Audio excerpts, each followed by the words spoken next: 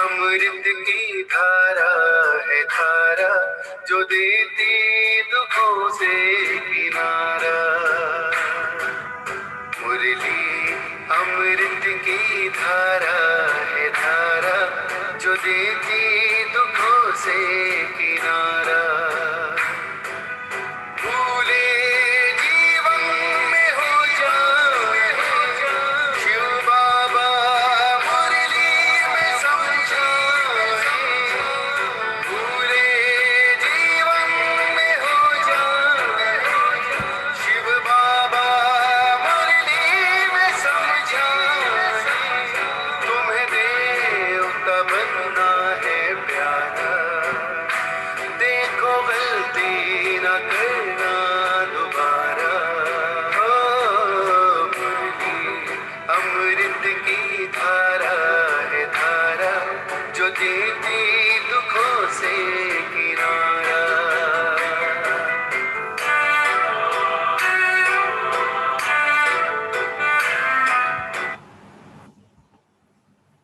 ओम शांति। ओम शांति। ओम शांति।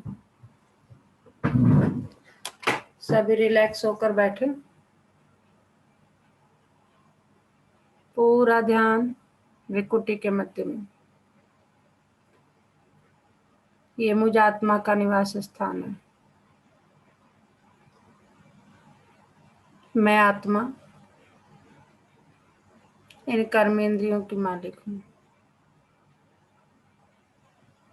मैं आत्मा इस शरीर की मालिक हूँ। मैं आत्मा बहुत भाग्यवान हूँ कि परमपिता परमात्मा ने मुझे अपना बनाया है और रोज मुझे गुणों से, शक्तियों से, ज्ञान से भरपूर करते जाते हैं।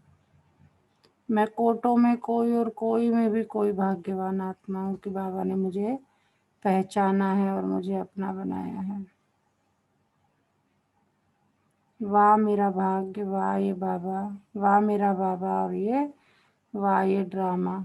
इसी खुशी में मैं फूली नहीं समाती हूँ।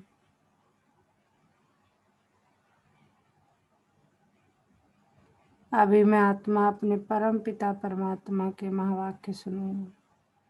ओम शांति। आज 7 मई 2021 बाबा के महावाक्य हैं। पहले सुनते हैं मुरली का सार। मीठे बच्चे, रावण ने तुम्हें बहुत पीड़ित किया है। अभी तुम भक्तों का रक्षक भगवान आया है तुम्हारी पीड़ा को दूर करने। क्या कह रहे हैं बाबा कि मीठे बच्चे, रावण ने तुम्हें बहुत पीड़ित किया है। अभी तुम भक्तों का रक्षक भगवान आया है। हमने बहुत भक्ति की है ना, इसलिए हमें भगवान पहले मिला। जिसने जास्ती भक्ति की उसको मिला, ठीक है ना।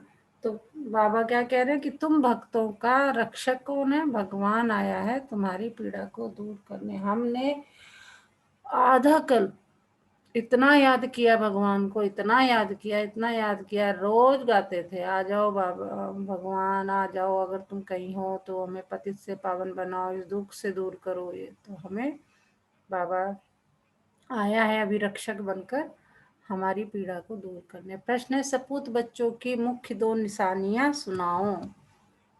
सपूत बच्चों की 2 मुख्य निशानियां सुनाओ। उत्तर है, सपूत बच्चे सदा माता पिता को फॉलो कर तख्त नशीन बनेंगे, खूब पुरुषार्थ में लगे रहेंगे।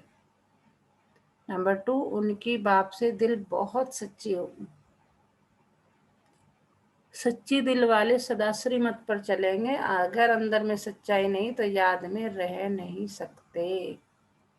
तो क्या कह रहे हैं बाबा? उनकी बाप से दिल बहुत सच्ची होगी। सच्ची दिल वाले सदा श्रीमत पर चलेंगे।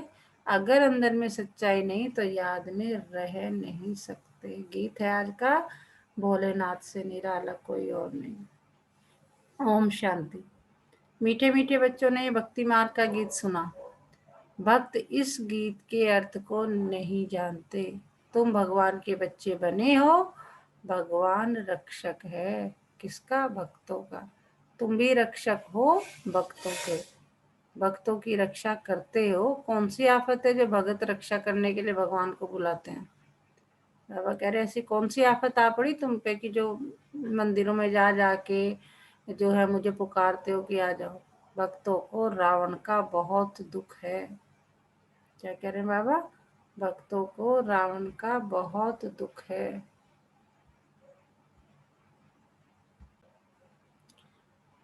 भक्तों को रावण का बहुत दुख है। रावण संप्रदाय पीड़ित है दुखों से, तो भोलेनाथ को याद करते हैं। वह है रावण संप्रदाय और यह है राम संप्रदाय। भक्तों को ये पता ही नहीं कि हमारा रक्षक कौन है। बल गाते हैं भोलेनाथ रक्षक है, परंतु क्या रक्षा करते हैं ये नहीं जानते। तुम बच्चे अब समझते हो कि भोलेनाथ शिव बाबा ही बिगड़ी को बनाने वाला है। दुनिया को तो पता ही नहीं। बाबा कह रहे ये भी तुम्हें ही पता चला। और तुम्हें भी कैसे पता चला? मैंने आके तुम्हें बताया। दुनिया को तो पता ही नहीं है कि हे भगवान किसको कहा जाता है।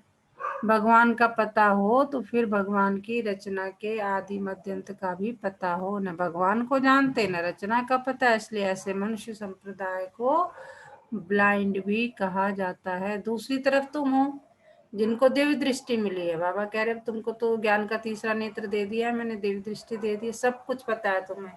इस सृष्टि के आदि मध्यंत का तुम्हें पता है, इसकी हिस्ट्री ज्योग्राफी तुम्हें पता है, तुम कहाँ से आए हो, तुम कौन हो, तुम क्या कर रहे हो, फिर कहाँ जाओगे, सब पता है तुम्हें। अब तुम्हारा नाम है ब्रह्म कुमार कुमारिया, बोर्ड पर भी नाम लगा हुआ है ब्रह्म कुमारी ईश्वरीय विश्वविद्यालय। सिर्फ ब्रह्म कुमारियां हो नहीं सकती। प्रजापिता ब्रह्मा है ना, तो पिता के पास बच्चे और बच्चियां दोनों होते हैं। तो प्रजापिता ब्रह्मा को ही इतने ढेर बच्चे हो सकते हैं, तो समझना चाहिए यह बेहद का पिता है। यह भी जानते हैं ब्रह्मा विष्णु शंकर को रचने वाला बाप ही है जिसको निराकार कहा जाता है। यह हो गया बेहद का बाप। यह भी जानते हो परमपिता परमात्मा ब्रह्मा द्वारा रचना रचते हैं। बाबा कह रहे ये भी मैंने तुम्हें बताया कि मैं उसमें कुछ नहीं कर सकता, मेरा तो शरीर है नहीं, मैं भी किसी तन का सहारा लेता हूँ। और दादा लेखराज के तन में आया, उन्हीं का नाम ब्रह्मा रखा और उन्हीं के शरीर को लोन लिया और उसी शरीर को यूज करके मैं तुम लोगों को ज्ञान सुनाता हूँ और अपना पाठ बजाता हूँ। तो बाबा कह रहे हैं इनकी सारी रचना है। सब मनुष्य वास्तव में शिववंशी हैं। कौन है हम लोग? शिववंशी। अभी तुम आकर प्रजापिता ब्रह्मा के संतान बने हो, यह है नई रचना। परमपिता परमात्मा ब्रह्मा द्वारा रचना रचते हैं, तो तुमको ब्रह्मा कुमार कुमारियां कहा जाता है। इतने बेहद के बच्चे हैं, जरूर बेहद का वर्षा लेते होंगे। बच्चे जानते हैं ब्रह्म कुमार कुमारियों को शिव बाबा ने अडॉप्ट किया है। शिव बाबा कहते हैं तुम हमारे बच्चे हो, तुम आत्माएं भी निराकार थी, परंतु ज्ञान तो साकार में चाहिए। तुम जानते हो हम आदि सनातन देवी देवता धर्म के थे। ब्रह्मा द्वारा रचना यहाँ होती है, शिव जयंती भी यहाँ मनाई जाती है। यहाँ मगध देश में ही जन्म लिया है। बाप कहते हैं यह देश बहुत पवित्र स्वर्ग था, अभी इसको नरक मगध देश कहा जाता है, फिर स्वर्ग बनना है। तुम बच्चों की बुद्धि में शिव बाबा हमको फिर से राजयोग सिखाए, पवित्र बनाते हैं। गाते भी है पतित पावन भक्तों के रक्षक भगवान। भक्ति पुकारते हैं, पतित होते हुए भी अपने को पतित नहीं समझते हैं। बाप समझाते हैं तुम सभी पतित हो। पावन दुनिया सतयुग को, पतित दुनिया कलयुग को कहा जाता है। बाप तुम्हें सब राइट बताते हैं। लाखों वर्ष की तो कोई चीज होती नहीं। मनुष्य घोर अंधियारे में समझते हैं कलयुग तो अभी छोटा बच्चा है, और तुम जानते हो मौत सामने खड़ा है। अंधियारे और रोशनी का वर्णन संगम पर ही किया जाता है। अब तुम घोर प्रकाश में आए हो, अभी तक थे अंधेरे में, अब कहाँ गए हो? प्रकाश में। सतयुग में तुम यह वर्णन नहीं कर सकेंगे, वहां यह नॉलेज ही नहीं रहती। बाबा कह रहे सतयुग में तो तुम सिर्फ प्रारब्ध भोगोगे, नॉलेज वर्णन ये सब संगम युग की बातें हैं। इस समय बाप बैठ बच्चों को समझाते हैं तुम सतयुग में सूर्यवंशी घराने के थे, फिर अंत में आकर शूद्रवंशी घराने के बने हो और फिर ब्राह्मण वंशी बने हो। अभी तुम ही सर्वोत्तम ब्राह्मण कुल के तुम हो, ऊंचते ऊंच। यह ईश्वरीय कुल है ना। बाप के पास आते हैं तो बाबा पूछते हैं किसके पास आए हो, तो कहते हैं बाप के पास। बाप दो है, एक है लौकिक, दूसरा है पारलौकिक। अभी शालिग्रामों का बाप एक ही शिव है, हम सब क्या है? शालिग्राम। तुम्हारी बुद्धि में यह टपकता है। हम एक बाप के बच्चे हैं जिससे वर्षा लेते हैं। निराकार वर्षा तो साकार द्वारा ही देंगे ना। अब बाबा कह रहे हैं मैं निराकार हूँ, लेकिन वर्षा तो साकार द्वारा ही दूंगा ना। मेरे कोई, मुझे अगर तो अपनी बात तुम्हारे तक पहुंचानी है, मेरे तो शरीर है नहीं, मेरे तो जो है कर्मेंद्रियां है नहीं, तो मैं कैसे सुनाऊं? तो कह रहे मैं साकार द्वारा ही दूंगा ना। बाप खुद कहते हैं मैं साधारण तन में आकर प्रवेश करता हूँ। अब बाप बच्चों को कहते हैं बच्चे देही अभिमानी भव, अपने को आत्मा समझो। यह देह विनाशी है, आत्मा अविनाशी है। आत्मा को ही 84 जन्म लेने पड़ते हैं, नहीं कि देह को। देह तो बदलती रहती है, फिर दूसरे मित्र संबंधी मिलते हैं। अभी आत्मा को बेहद के बाप से वर्षा लेना है, परमपिता परमात्मा द्वारा। तुम ही सुनकर फिर धारण करते हो। संस्कार तुम्हारी आत्मा में है, आत्मा में संस्कार रहते हैं। ऐसे नहीं शरीर के संस्कार कहेंगे, नहीं, तुम्हारी आत्मा के संस्कार तमो प्रधान है, उनको अब चेंज करना है। काया कल्पतरु कहा जाता है। काया कल्प वृक्ष समान बनती है, आयु भी बड़ी रहती है। तुम जानते हो यहाँ तो आयु बहुत छोटी रहती है, छोटी आयु में ही बैठे बैठे अकाले मृत्यु हो जाती है। अभी तुम काल पर विजय पाते हो, वहां काल कभी खाता नहीं, अकाले का शरीर छूटता नहीं। कहाँ की बात कर रहे हैं बाबा? सतयुग की। तुम जानते हो अब यह शरीर बूढ़ा हुआ है, इनको छोड़कर नया लेना है। शरीर छोड़ते समय भी बाजे बजते हैं, जन्म लेने समय भी बजते हैं, वहां रोने की बात ही नहीं होती। तुमको भ्रमरी का मिसाल समझाया है। तुम हो ब्राह्मण ब्राह्मणियां, ब्राह्मणी और भ्रमरी राशि मिलती है। जो काम भ्रमरी करती है वही तुम भी करते हो। वंडर है ना। भ्रमरी का दृष्टांत कछुए का, सर्प का, ये सब शास्त्रों में है। सन्यासी आदि भी मिसाल देते हैं। अभी तुम बच्चे बाप द्वारा यह सब समझ रहे हो। वह तो हुआ भक्ति मार्ग, पास्ट का गायन करना, इसका फिर बाद में गायन होगा। इस समय ही बाप इस तन में आते हैं। इनको यानी ब्रह्मा को भगवान नहीं कहा जाता है, वह तो फिर अंधश्रद्धा हो जाती है। ऐसे भी मनुष्य जो राम को, कृष्ण को भगवान समझते हैं, कृष्ण के लिए, राम के लिए भी कह देते हैं तो सर्वव्यापी है। कोई कृष्ण पंथी, कोई राधे पंथी होते हैं। राधे पंथी वाले कहेंगे सर्वत्र राधे ही राधे है। कृष्ण पंथी कहेंगे जिधर देखो कृष्ण ही कृष्ण है। राम पंथी राम ही राम कहेंगे, समझते हैं राम कृष्ण से बड़ा है, क्योंकि राम को त्रेता में और कृष्ण को द्वापर में ले गए। कितना अज्ञान है। अब आप तुम बच्चों को समझा रहे हैं। कितने ढेर ब्रह्म कुमार कुमारियां हैं, जरूर बेहद का बाप होगा। तुम कोई से भी पूछ सकते हो, कभी नाम सुना है प्रजापिता ब्रह्मा का? बाबा कह रहे पूछो। बाप ने वर्षा की नई रचना रची है, गाया भी जाता है ब्रह्मा द्वारा ब्राह्मण। जब तक तुम सब ब्राह्मण ब्रह्मा के मुखवंशाली नहीं बने हो, तब तक दादे से वर्षा नहीं ले सकते। कहने का मतलब जब तक तुम ब्रह्म कुमार कुमारी नहीं, तब तक जो है दादे में शिव बाबा की ब्लेसिंग्स नहीं मिल सकती। बेहद के बच्चे बेहद का वर्षा बाप से ही लेते हैं। लिया था बरोबर, बरोबर स्वर्गवासी थे, अभी नर्गवासी बने हैं। अब फिर प्रजापिता ब्रह्मा द्वारा परमपिता परमात्मा विष्णुपुरी स्वर्ग रच रहे हैं। कितना सहज है। शिव बाबा पूछते हैं आगे तुमको ये ज्ञान था? इनकी आत्मा ही कहती है मेरे में यह ज्ञान नहीं था, मैं भी विष्णु का पुजारी था। जो हम पूज्य थे सो अब पुजारी आकर बने। अब फिर बाबा आकर पुजारी से पूज्य देवता बना रहे हैं। तुम बच्चों को अंदर में खुशी रहनी चाहिए। क्यों खुशी रहनी चाहिए? कि परमपिता परमात्मा ने आकर हमको अडॉप्ट किया है, तो ये खुशी हमें रहनी चाहिए। तो क्या सुनाया बाबा ने अभी तक? हाँ जी, क्या सुनाया बाबा ने? ओम शांति मैम। ओम शांति। आपको हेलो, आवाज आ रही है मैम? हाँ आ रही है, थोड़ा ब्रेक हो रही है लेकिन। एक मिनट में बाहर जाती हूँ। आ रही है आपको आवाज अब?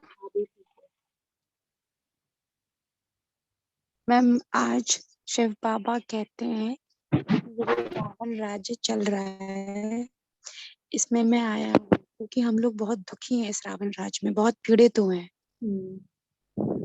मैम आपको आवाज आ रही है? आ रही है।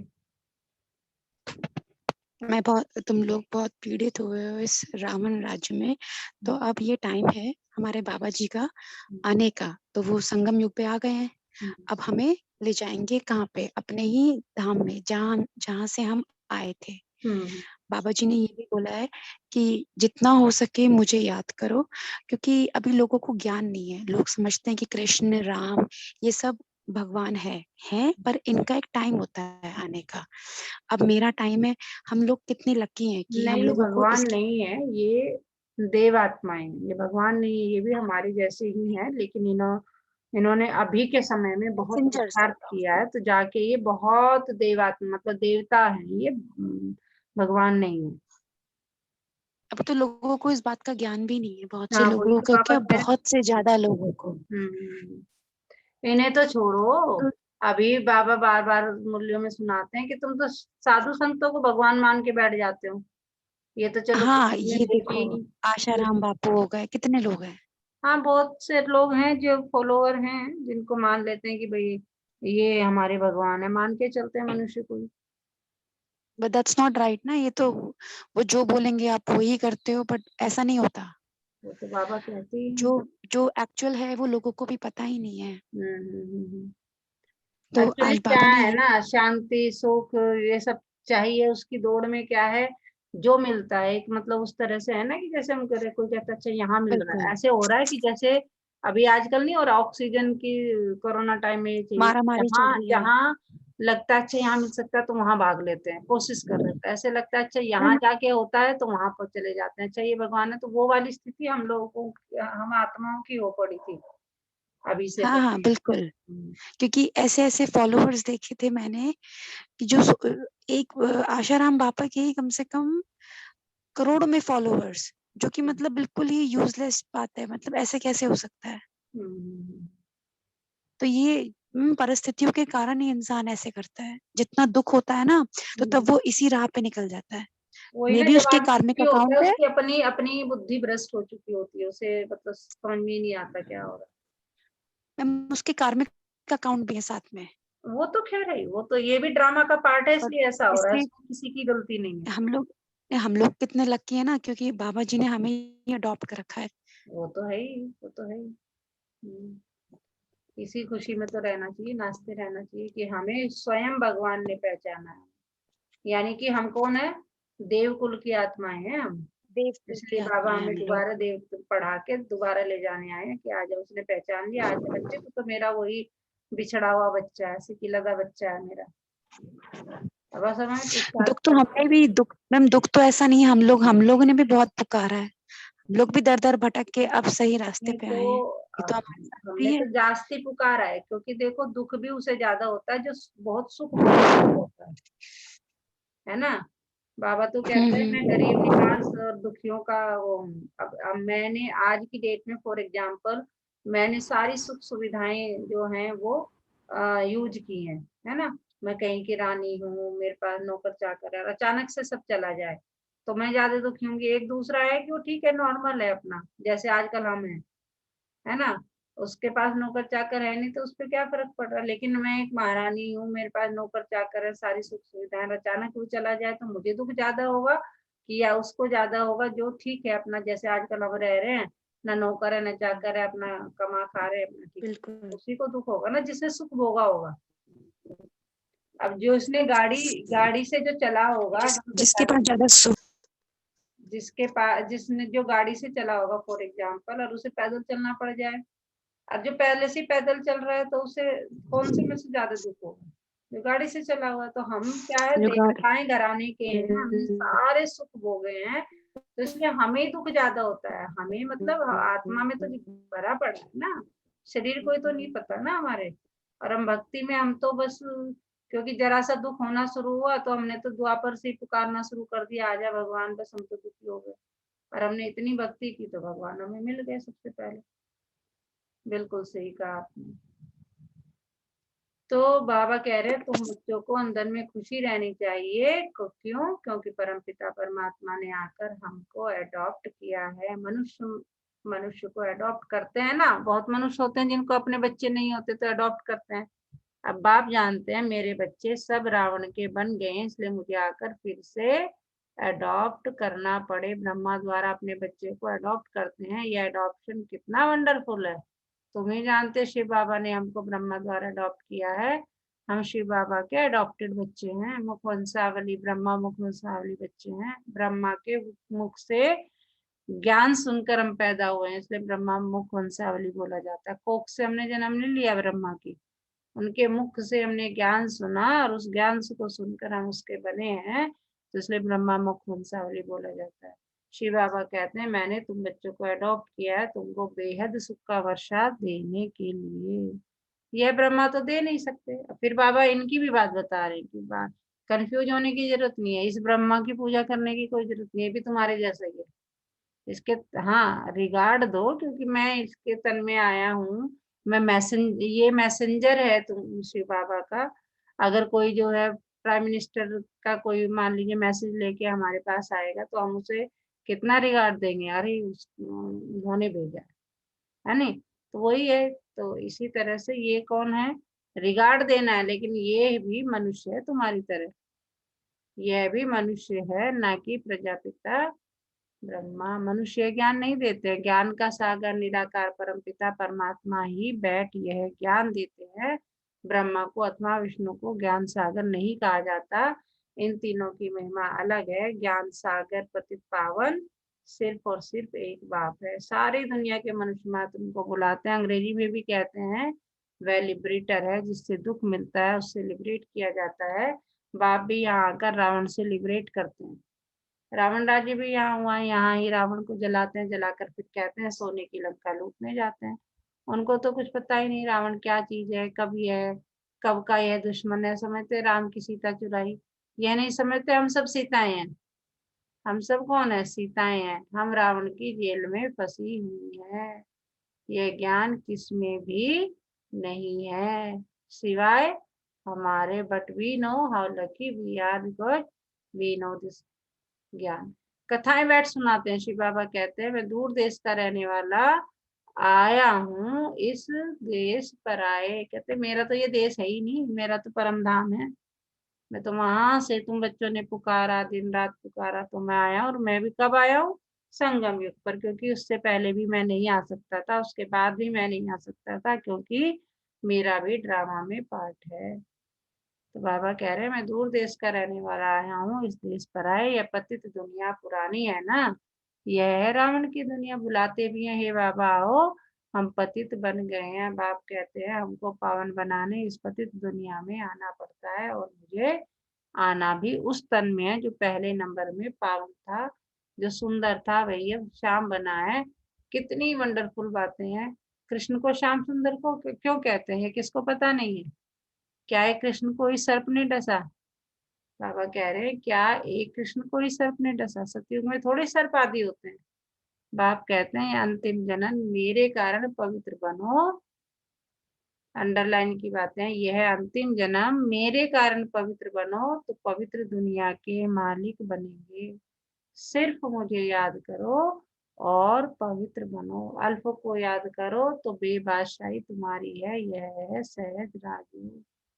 बाबा कह रहे ये राजयोग क्या है, राजयोग राजयोग करते रहते योग सीखो। कहते सिर्फ मुझे याद करो, बाबा को, अल्प को याद करो तो बेमिस बादशाही अपने आप मिलेगी। इसी को कहते हैं सहज राजयोग। सहज राजाई, बच्चा पैदा हुआ और वर्ष का हकदार बना। हमारा बच्चा पैदा हुआ तो हमारी सारी जो प्रॉपर्टी है वो उसका, उसे बताने की जरूरत नहीं है, वो उसका मालिक है, हकदार है। तो यहाँ भी बच्चे जानते हैं कि हम बाप के बने हैं, तो स्वर्ग की राजाई के हम हकदार हैं। अब आप कहते हैं सतो प्रधान से तुम तमो प्रधान बन गए और फिर सतो प्रधान बनना है। योग और ज्ञान सिखाने में 1 सेकंड लगता है। बच्चा पैदा हुआ और वारिस निश्चय किया। तुम बाप के बने तो राजधानी का वर्षा तुम्हारा है, परंतु राजा रानी सब तो नहीं बनेंगे। यह है राजयोग। राजा रानी प्रजा साहूकार गरीब सब चाहिए ना। भाई पूरी एक, मान लीजिए मुझे राजधानी है पूरी एक, मेरा पूरा राज्य है, तो उसमें क्या होगा, एक ही में राजा रानी होंगे, उसके बाद साहूकार होंगे, उसके बाद प्रजा होंगे, उसके बाद नौकर चाकर होंगे, सब चाहिए राजा रानी प्रजा साहूकार गरीब सब चाहिए, इसलिए रुद्रमाला भी बनी हुई है जो भक्ति मार्ग में जपते हैं। तुम जानते हैं हम राजयोग सीखने आए हैं, माता पिता को फॉलो कर पहले पहले सूर्यवंशी चंद्रवंशी बनेंगे। सपूत बच्चे वह जो माता पिता को फॉलो कर तक नशीन बने। पुरुषार्थ खूब करना चाहिए। बाप कहते हैं मुझे याद करो तो करते नहीं, श्रीमत पर चलते नहीं। अंदर सच्चाई नहीं है, दिल सच्ची हो तो श्रीमत पर चलते, बाप को याद करते रहेंगे। श्रीमत पर ही तुमको दादे से वर्षा मिलना है, ब्रह्मा स्वर्ग का वर्षा दे नहीं सकते। दादे की कमाई पर पोतरे का हक रहता है। बाबा कह रहे तुम कौन हो, पोत्र पोत्रियां हो दादे के, शिव बाबा के, तो उसकी कमाई पर होता है या नहीं होता है ना, सीधा होता है। बाप की कमाई के बच्चे भागीदार बनते हैं तो हकदार हैं। यहाँ तुमको शिव बाबा से वर्षा मिलता है, ज्ञान रत्न बाप से ही, ज्ञान रत्न बाप से ही मिलते हैं। तुम जानते हो हम ब्राह्मण ही सो फिर देवी देवता बनेंगे। बाबा कह रहे हैं अभी तुम कौन हो, ब्राह्मण, और फिर क्या बनने वाले हो। ये राजयोग सीख कर बाबा को याद कर कर तुम ब्राह्मण से देवी देवता बनोगे। जगदम्बा कौन है, बाप समझाते हैं ये ब्राह्मणी थी, ज्ञान ज्ञानेश्वरी थी, फिर राज्येश्वरी बनती है, तुम भी ऐसे बनते हो। अच्छा, मीठे मीठे सिकिलते बच्चों प्रति माता पिता बाप दादा का याद प्यार और गुड मॉर्निंग। रूहानी बाप की रूहानी बच्चों को नमस्ते। हम रूहानी बच्चों की रूहानी माता पिता बाप दादा को याद प्यार गुड मॉर्निंग, नमस्ते बाबा नमस्ते। शुक्रिया बाबा शुक्रिया, हमें अपना बनाने के लिए, हमें रोज पढ़ाने के लिए, हमें पतित से पावन बनाने के लिए। पाना था जो पा लिया और क्या बाकी रहा। और 24 घंटे बाबा आए तो बाबा ने भी कहा तुम खुश नसीब हो क्योंकि तुम्हें खुद मैंने पहचाना है। बाबा ने हम कोटों में कोई और कोई में भी कोई भाग्यवान आत्मा। शुक्रिया बाबा शुक्रिया, हमें अपना बनाने के लिए। हाँ जी, तो क्या सुनाया बाबा ने, और कौन बताएगा। ओम शांति दीदी। ओम शांति। ज्ञान लेने से पहले हम लोग सभी किसी को भी देव देवताओं को अपने जीवन का आधार मान लेते थे और उसी के ही अनुसरण करते हुए अपना जीवन यापन करते थे, लेकिन वो सच्चा ज्ञान था ही नहीं। जैसे बाबा ने यहाँ बताया बहुत सारे पंथ के लोग बन गए, कोई राधा जी के पंथ का, कोई कृष्ण भक्त का, कोई राम भक्त का, तो इन सब के ही सहारे वो अपने जीवन व्यतीत कर रहे थे। जबकि अगर हम उनको जाके कहें कि उनसे पूछेंगे प्रजापिता ब्रह्मा का नाम सुना है, तो वो हम बकवास मतलब कुछ भी बहस करेंगे हमसे और अपने ही जिस धर्म को वो अनुसरण कर रहे हैं उसको ही वो बताएंगे कि यही महान है। लेकिन वी आर लकी, हम कितने लकी हैं कि जो ज्ञान उनको नहीं है वो ज्ञान हमको है। कि इस पूरे सृष्टि को ना जो लास्ट जन्म है चलाने वाला कौन है और ब्रह्मा विष्णु महेश से ऊपर कौन है, ये सारा हमें ज्ञान मिला है। और बाबा कह रहे हैं कि ये सारा ज्ञान लेके तुम व्हाट्सएप प्राप्त करोगे, राजा ही प्राप्त करोगे। तो कितना सहज है इस ज्ञान को धारण करना, लोगों को समझाना। बात तुमने तो मूल में भी कहा भी था ना कि तुम मतलब ये योग शब्द भी हटा दो, सिर्फ याद रखो कि क्या करो, जिसे भी समझाना है या खुद को भी समझाना है कि मुझे सिर्फ शिव बाबा को याद करना है। और तरीका भी बाबा बताते हैं, बाबा तुम मुरलियों में कितना कि कर्म करते करते तुम मुझे याद करो, और उसका भी सहज तरीका बताते हैं। अब कि चलो खाना बनाने चले तो चलो बाबा खाना बनाते, जैसे वो हमारे साथ सचमुच उसकी प्रेजेंस को फील करो। और बाबा ने कल का स्लोगन में कितना अच्छा बताया था, क्या बताया था, किसी को याद हो तो बताओ जरा। कि सोने से पहले क्या करो, थोड़ा सा हिंट दे देती हूँ। सोने से पहले सब कुछ मुझे सौंप कर सो तो स्वप्न भी अच्छे, स्वप्न भी नहीं आएंगे किसी भी तरह के, सब कुछ मुझे। मैं ऐसे करती। हाँ, तो धारणा के लिए मुख्य सार, आत्मा में जो तमो प्रधानता के संस्कार हैं उन्हें याद के बल से चेंज करना है, सतो प्रधान बनना है। बाप से राजाई का वर्षा लेने के लिए सदा सपूत बच्चा बन श्रीमत पर चलना है, सच्चे बाप से सच्चा रहना है, माता पिता को पूरा फॉलो करना है, ज्ञान रत्नों का दान करते रहना है। वरदान क्या है आज का? सहयोग की शक्ति से असहयोगियों को सहयोगी बनाने वाले बाप समान परोपकारी भव। सहयोगियों के साथ सहयोगी बनना, यह कोई महावीरता नहीं है। देखिए जी, लेकिन जैसे बाप अपकारियों पर उपकार करते हैं, ऐसे आप बच्चे भी बाप समान बने। बाबा कह रहे जो सहयोग कर रहे हैं उसका सहयोग करना हो तो बड़ा आसान काम है, उसमें क्या है, मुश्किल क्या है, अब बताएंगे बाबा। कोई कितना भी असहयोगी बने, आप अपने सहयोग की शक्ति से असहयोगी को सहयोगी बना दो। ऐसे नहीं सोचो कि इस कारण से यह आगे नहीं बढ़ता है।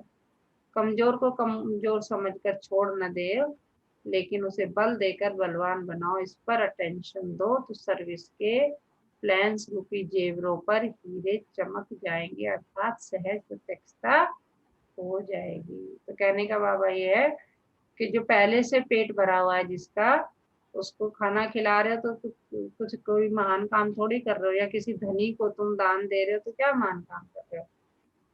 भूखे को खाना खिला रहे हो, प्यासे को पानी पिला रहे हो, वो महान काम है। तो असहयोगी को ये समझ लेना कि भाई ठीक है ये तो ऐसा ही है, ऐसे करके नहीं, उसको सहयोग देना, उसमें बल भरना, सहयोग करना, वो है असली। स्लोगन है आज का, क्रोध का कारण है, क्रोध का कारण है स्वार्थ व ईर्ष्या, यही चिड़चिड़ेपन की जड़ है, पहले इसे ही समाप्त करो। क्रोध का कारण है स्वार्थ व ईर्ष्या, यही चिड़चिड़ेपन की जड़ है, इससे पहले इसे ही समाप्त करो। एक तो ये चलो, लेकिन जैसे हम कभी बच्चों पे क्रोध करते हैं, तो उसका क्या कारण है? वहां न स्वार्थ है ना ईर्ष्या है, वहां क्या है, वहां भी कहीं ना कहीं इसका भाई बहन है। क्या है कि हमने मान लीजिए कुछ कहा और बच्चे ने नहीं माना, तो क्या हुआ, हमारी ईगो आ गई वहां पे। अच्छा मैंने कहा नहीं माना, क्योंकि हम ऐसा चाहते हैं और उसने ऐसा नहीं किया। क्योंकि मैं चाहती हूँ, फॉर एग्जाम्पल मैं चाहती हूँ कि मैंने अभी बच्चे से कहा कि ये गिलास उठाकर उधर रख दो, ठीक है, और उसने नहीं रखा, उसने नहीं रखा, वो गुस्से का कारण नहीं है, गुस्से का कारण है मैंने कहा और उसने नहीं रखा, मेरा कहना नहीं माना। कभी बहुत मान्यूटली सोच के देखना, मैंने सोचा इस बात को, और उस दिन से मतलब बहुत चीज उसमें परिवर्तन हुआ कि नहीं ये इसलिए हो रहा है क्योंकि ये नहीं कि मुझे इसने नहीं माना, नहीं, क्योंकि मैंने कहा, मेरी ईगो हर्ट हुई वहां पे, मेरे कहने के बावजूद भी ऐसा नहीं किया, है ना। तो यही जो है क्रोध का कारण है। जैसे बहुत माइन्यूटली ऑब्जर्व करेंगे तो हर चीज में छोटी छोटी चीजें हैं। अब आप जो है अगर किसी को भी चेंज करना चाहते हैं तो वो चेंज एकदम से नहीं होगा, ड्रास्टिक नहीं होगा। एक बहुत अच्छी बुक है, वो मैं बताऊंगी, तो वो बहुत बहुत अच्छी बुक लगी मुझे। तो वर्ल्ड में सबसे ज्यादा सोल्ड, मिलियंस में उसको अभी 1-1.5 साल पहले रिलीज हुई है, और उसे पढ़ना।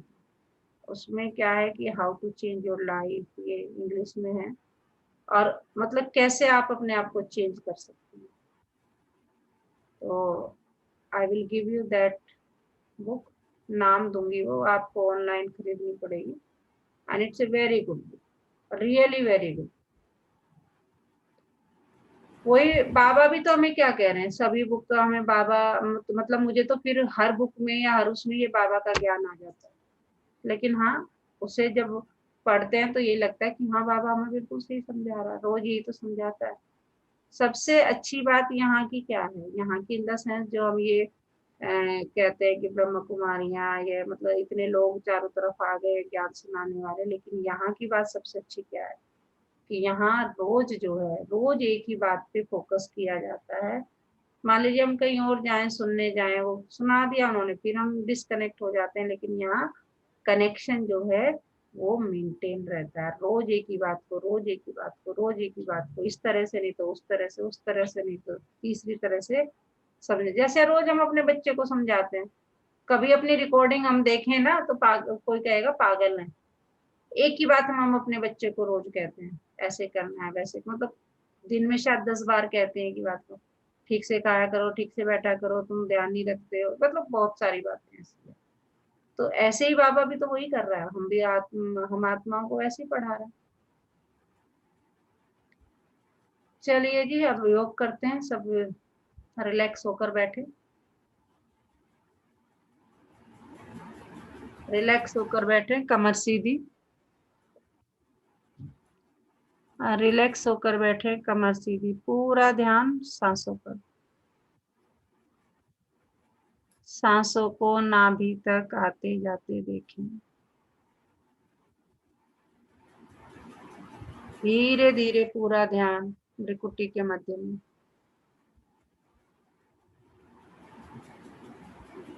ये मुझ आत्मा का निवास स्थान है।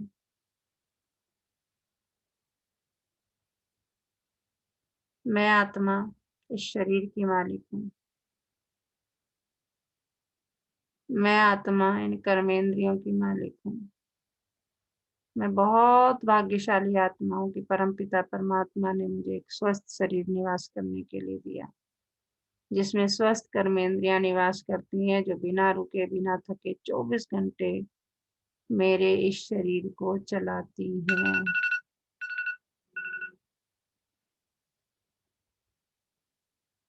तो अपनी हर कर्मेंद्रिय को तहे दिल से थैंक यू बोलें। अपने घर परिवार, कर्म स्थली, दशों दिशाओं, नवोग्रह, चारों युग, तीनों लोकों, हमारे पूर्वजों का, सबका तहे दिल से बहुत शुक्रिया। ब्रह्मांड की हर एक ऊर्जा का बहुत बहुत दिल से शुक्रिया। बहुत बहुत शुक्रिया बाबा, तूने मुझे ऐसी जगह जन्म दिया जहाँ प्रकृति के पांचों तत्व भरपूर मात्रा में हैं। प्रकृति के पांचों तत्वों का भी तहे दिल से बहुत बहुत बहुत शुक्रिया। चारों तरफ ऑक्सीजन की मारा मारी भरी पड़ी है, और देखो भगवान हमें प्रकृति जो है, प्रकृति के द्वारा हमें 24 घंटे इतनी अनमोल चीज देती है। जल देखो कितना अनमोल है। मेरे जीवन निर्वाह के लिए हर छोटी से छोटी, हर बड़ी से बड़ी चीज का बहुत बहुत बहुत शुक्रिया, जो मेरे जीवन को चलाने में सहयोग करते हैं। ये टेक्नोलॉजी का शुक्रिया, अपने लैपटॉप का, अपने मोबाइल का, अपनी कुर्सी का, अपने बेड का, अपने तकिया का, मतलब हर छोटी से छोटी, हर बड़ी से बड़ी जो कपड़े हम पहनते हैं, सबका तहे दिल से बहुत बहुत शुक्रिया। हर चीज की अपनी इम्पोर्टेंस है, कभी सूक्ष्म में जाके देखें हर चीज की। सर्दी में हम सो रहे हैं, रजाई ना हो तो कैसे सोओगे? सो ही नहीं पाओगे।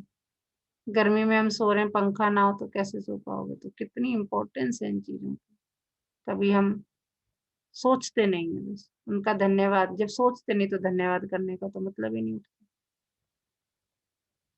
तो हर छोटी से छोटी, बड़ी से बड़ी जो हमारे जीवन निर्वाह के लिए जरूरी है, हर चीज का शुक्रिया। आज के दिन, तारीख, समय, महीने का भी बहुत बहुत शुक्रिया। बहुत सी आत्माएं जिन्होंने आज का दिन देखा ही नहीं। चलो बाबा, मीठे बाबा, प्यारे बाबा, आज के इस खूबसूरत दिन की शुरुआत करते हैं। देखें अपने आप को जाते हुए, मैं बेफिक्र बादशाह बाबा का बच्चा, हंसता खेलता इठलाता हुआ बाबा का हाथ पकड़ कर जा रहा हूँ आज की यात्रा, दिन की यात्रा पर। देखें अपने आप को जाते हुए। दोनों हाथों को रब करें, पहले अपनी आंखों पर लगाएं, धीरे धीरे आंखें खोलें, फिर पूरे शरीर पर घुमाएं। अच्छा, ओम शांति।